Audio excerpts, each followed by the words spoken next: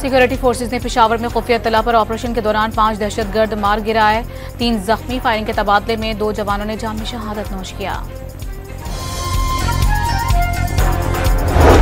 पेशावर में दहशतगर्दों के खिलाफ ऑपरेशन में शहीद दोनों जवानों की नमाज जनाजा अदा, जसद खाकी आबाई इलाकों को रवाना। तदफीन भरपूर फौजी एजाज के साथ होगी। अमीर कतर और अमीर कुवैत के जल्द दौरा पाकिस्तान का इम्कान, दोनों ममालिक के सफीरों ने वजीर आजम से मुलाकात करके आगाह कर दिया।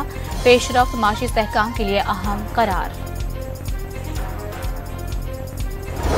मारूफ अदाकार तलत हुसैन कराची में इंतकाल कर गए। नमाज जनाजा 5:30 बजे डिफेंस की मस्जिद आयशा में होगी।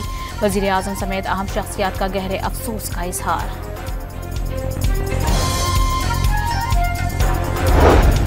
वजीर आला खैबर पख्तूनख्वा यमीन गंडापुर की अडियाला जेल में बानी PTI से 40 मिनट तवील मुलाकात। SIFC इजलास, पार्टी और सियासी सूरत हाल पर गुफ्तगू। विफाक और खैबर पख्तूनख्वा के दरमियान सर्द मोहरी की बर्फ पिघलने लगी। वजीर आला की विफाकी वजीर दाखिला और वजीर तवानाई से मुलाकात में मसाइल मिल बैठकर हल करने पर इत्तेफाक। चेयरमैन सेनेट यूसुफ रजा गिलानी ने पीपल्स पार्टी की पंजाब काबीना में शमूलियत का इशारा दे दिया। वाज़ेह किया कि हुकूमत के हर अच्छे इकदाम की हिमायत जारी रहेगी। मुल्क के तूल और अर्ज में सूरज कहर ढाने लगा। मोइंजोदड़ो 51 डिग्री के साथ मुल्क का गर्म तरीन इलाका बन गया।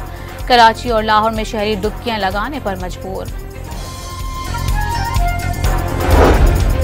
सिंध में खसरा की वबा ने मजीद 2 बच्चों की जानें निगलनी। खैरपुर में वबाई सूरत हाल के बायस 50 से ज़ायद बच्चे मकामी अस्पताल में ज़ेरे इलाज।